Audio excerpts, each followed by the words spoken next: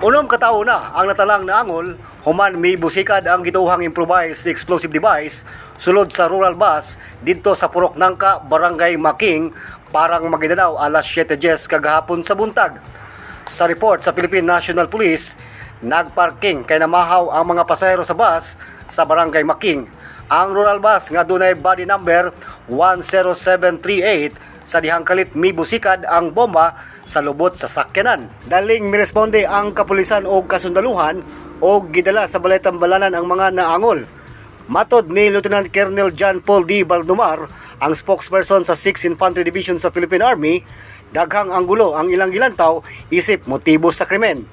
Giila ni Baldomar ang mga samaran nga sila si Pisil Kulag, 40 anyos, John Paul Capio, 17 anyos, Expedito Ukay, 45 anyos, Benjamin Wahab, 32 anyos, pulos taga Cotabato City, og sila si Pastor Bularon, 53 anyos, og ang konduktor sa bus nga si Elgin Palma, 30 anyos, taga Dipolog.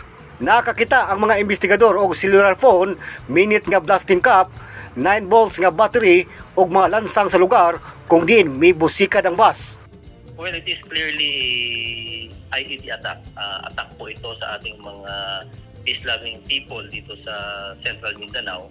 And makikita natin dito that some people and some groups still believe on sowing terror sa ating mga kababayan dito sa Central Mindanao, by which ang example nito ay paglalagay ng IED or improvised explosive device kung saan 6 na katao ang nasugatan kahapon sa nasabing pagsabog.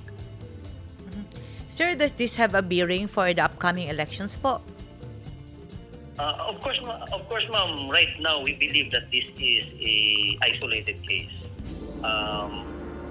Lumalabas po sa ating investigation na it could be a business-related na incident or motive ng pangyayari.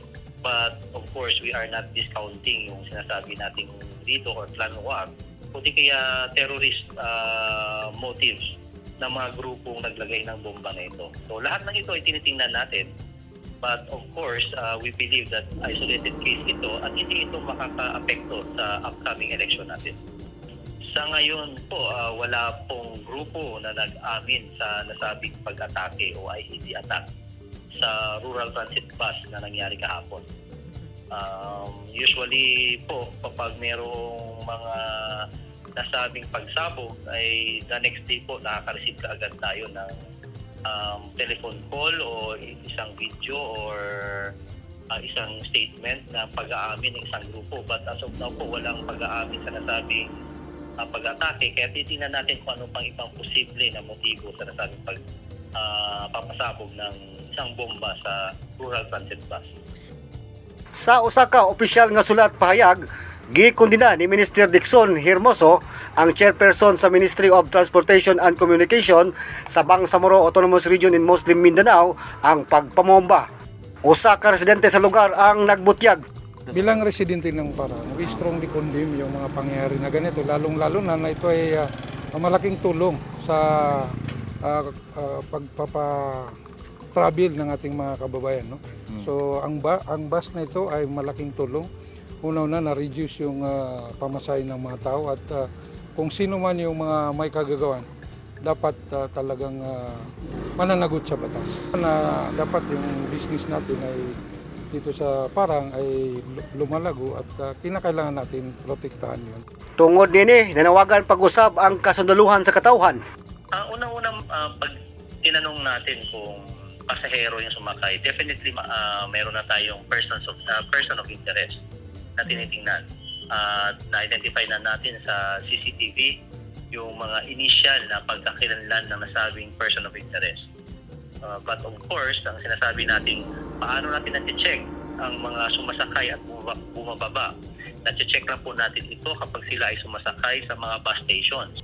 Bag-o pa lamang giablihan ang ruta sa Cotabato Dipolog apan nahitabo ang insidente sa pagpamomba.